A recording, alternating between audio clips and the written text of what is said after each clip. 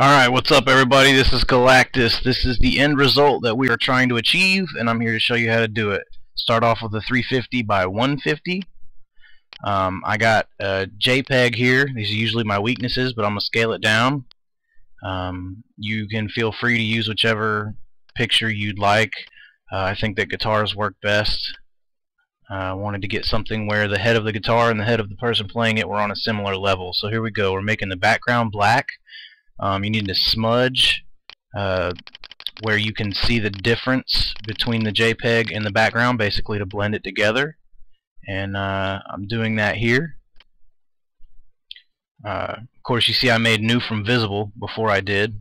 So the next thing is the path tool. We're going to go for this cool looking little line. I'm going to call this path 1. And if this moves too quickly, I'm sorry, but basically what you're doing is you're making these little zigzags, like little zippers basically. And once you have these made, you want to go to the peaks of each one, and once you get them right where you want them, you hold control while clicking and dragging it, and it will basically give a wave. Rather than a jagged edge, it'll turn it into a wave. Again, that's control click, and you can see I'm playing with it there.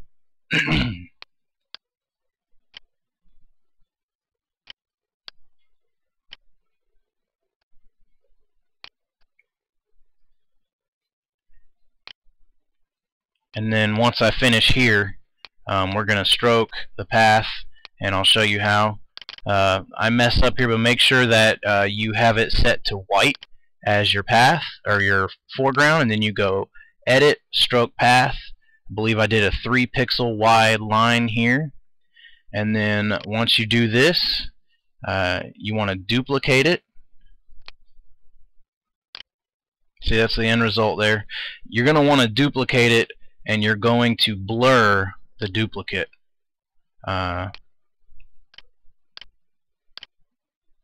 Here what I'm doing is I'm erasing the part of the guitar to make it basically seem as though it's a spiral going completely around instead of just over top it. It's going to give it a little bit of depth. I recommend doing this. But okay, here we go. We duplicate it, filters, blur, Gaussian blur. I think I went up to 7, or no, I think it's 7. And then you duplicate the blur to make it very blurry, and then you merge all 3 of them down. You can mess with the opacity. I don't really recommend it, but I think I went with like a 97 here. And basically that's going to be your end result. It's got a nice little hazy effect to it, giving it a little neon approach. Here, let's see. Here we're taking the circle fuzzy, I think it's called. It's a default GIMP brush, and we're going to get like a reddish pink, something to sort of match the guitar, and we're going to make a glow down at the bottom of the guitar. And you see I do this by cutting off the circle and basically covering up the very bottom of the picture where his hand meets the guitar. And we're going to put a couple extra little light sources here and there. I later go back to adjust these, which I don't think you'll see on this video, but they kind of stand out like a sore thumb. So anyway, once you get your light sources, you want to put it to addition, and if you'd like to, you can tamper with the opacity. And then next on the list, let's see, what am I doing here? Oh yes, take a break to save. Especially when you have a signature that's going to be a pain in the butt, you want to save it frequently. Don't forget to save it as an XCF file. Okay, here we go. New layer, path 2. This is the part that's going to go basically around him. It's going to kind of lasso behind his neck, for lack of a better way of putting it. And I tinker around with this until I get it right.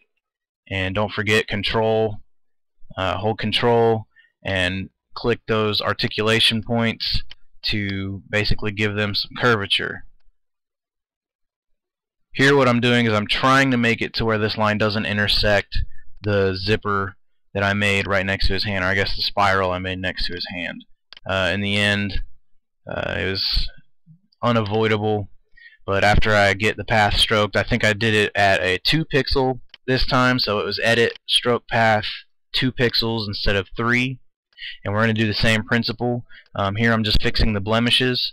you should definitely get the eraser and zoom in and kind of fine-tune any blemishes you have.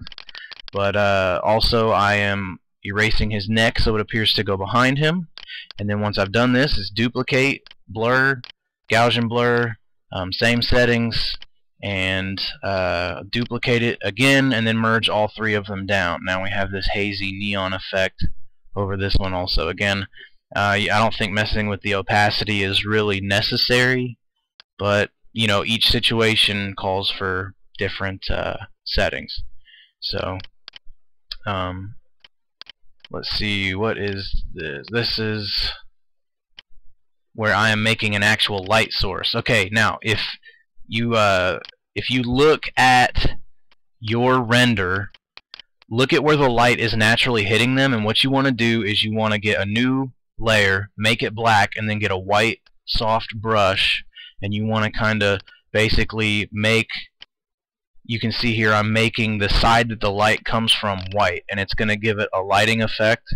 It's not, you don't want it to be very drastic, but nonetheless, I think I put this to addition, and that's too much, so I toned it down very significantly. But you can still see that it gives it a subtle increase in lighting on the left side. And here, while I have it set to my final setting, I'm going to play around and throw some more paint on there to get it exactly the way I want it.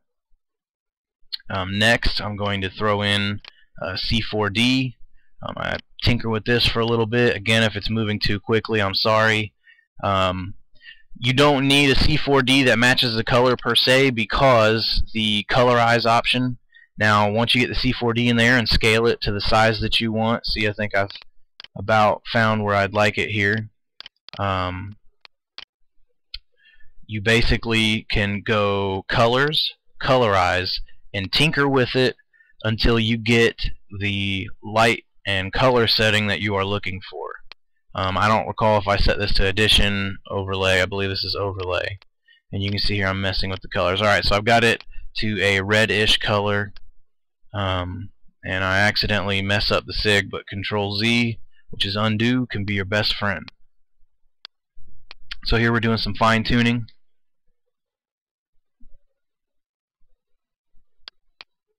And I decided to go with the same C4D. What I did was I duplicated my previous one because I'd already had it colorized exactly the way I wanted it. So here I'm placing it where I think it will work best. I'm going to rotate it because the angle of the C4D just wasn't really being very user friendly. And I set this one to let's see here. I can't read what that is here on the preview. I think it's lighten only, possibly darken only. And then I set the opacity down, and there we go. We got new from visible. Again, I would take a break and save it. What I'm doing here is adding a C4D, and I want the flow. You can see the stream, like the direction that this flows in is similar to the lighting. I want to keep that flow, and so I move it into place, and I set it to a mode that makes it very transparent, and I want to set the opacity down very low so that it only appears over where I made that lighting.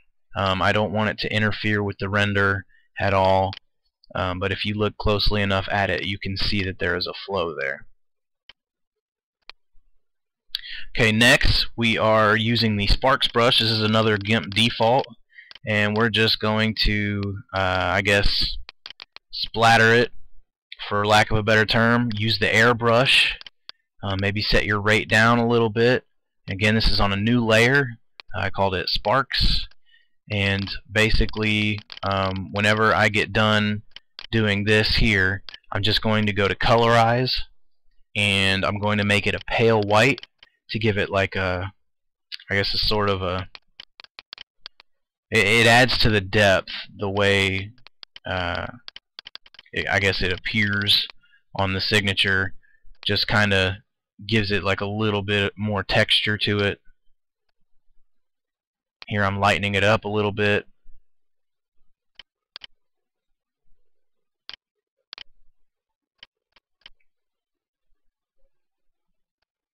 Alright, so here we go. You take the saturation out and put the lightness up, and you can see. And now I'm going to get the eraser, and I'm going to take out what I feel has been overdone.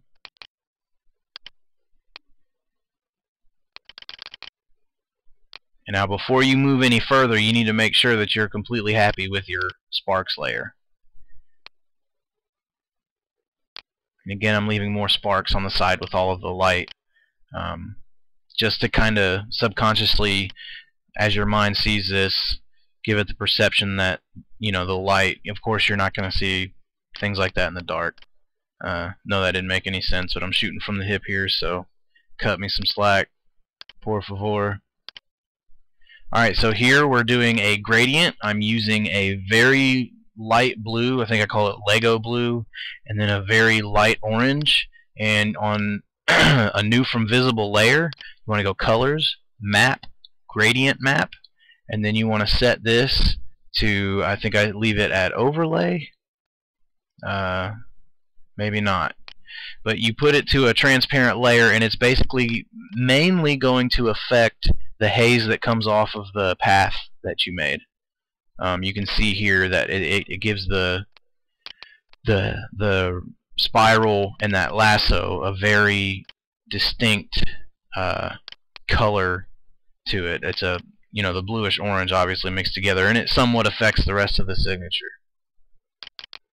Here we're using the dodge and the burn tool. I set to dodge and basically just touch all the places that the light illuminates on him, and then I go to burn, and everything that the light does not illuminate, I burn just to basically give it a more drastic effect.